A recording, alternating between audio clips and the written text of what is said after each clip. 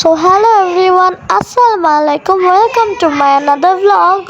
আমরা চলে আসলাম চিত্রা রিসোর্টে। আর এই রিসোর্টটা আমাদের নড়াইলের মধ্যেই। এই রিসোর্টটা আমার খুব ভালো লাগে কারণ এর ভিউটা অনেক জোস। এখানে বিকাল বিকাল টাইমে আসতে হয়। এই রিসোর্টে সানসেট দেখা যায় বলে। আর এই রিসোর্টের চারপাশ দিয়ে সুন্দর সুন্দর ছোট ছোট কটেজ ছিল। তো এখানে আমরা চলে আসলাম সানসেট দেখার জায়গায়। আর এই ভিউটা জাস্ট ওয়াও। দেখো একবার কি সুন্দর লাগতেছে সূর্যটাকে।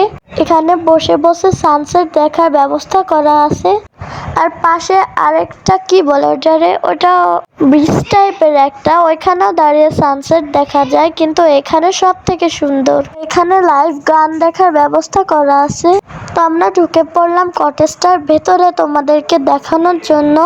আর কটেজ গুলো দেখো কত সুন্দর। আমি চুরি করে ঢোকার চেষ্টা করছিলাম কিন্তু লক করা ছিল। এই রিসোর্টটা মোট কটেজ দিয়ে ভরা, অনেক বড় আর সুন্দর এই রিসোর্টটা। গাছগাছালি অনেক সুন্দর, দোলনা দিয়ে আছে জায়গায় জায়গায়। আমার সব থেকে বেশি ভাল লাগছে এই কটেজটা গাছপালার জন্য। আর এখানে দোলনা আমি হুদায় বসে বসে ঢং করতেছিলাম একটা ভিডিও নেওয়ার জন্য। আর আমরা এখন চলে যাচ্ছি পার্কের মূল আকর্ষণে। এটা হলো ফরেস্ট ফেরি টেলস।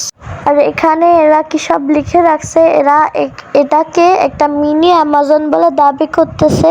যার সময় আমি দেখলাম এটা সত্যি একটা মিনি অ্যামাজন।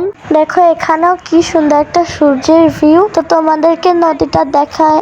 এটা কি, তো ফেরি টেলস ঘুরতে ঘুরতে রাত হয়ে গেছিল অনেকটা। তো এখানে আমরা এখন বাসায় চলে যাচ্ছি। আর এখানে রাতের ভিউটা অনেক জোস। তো আজকের মতো বাই।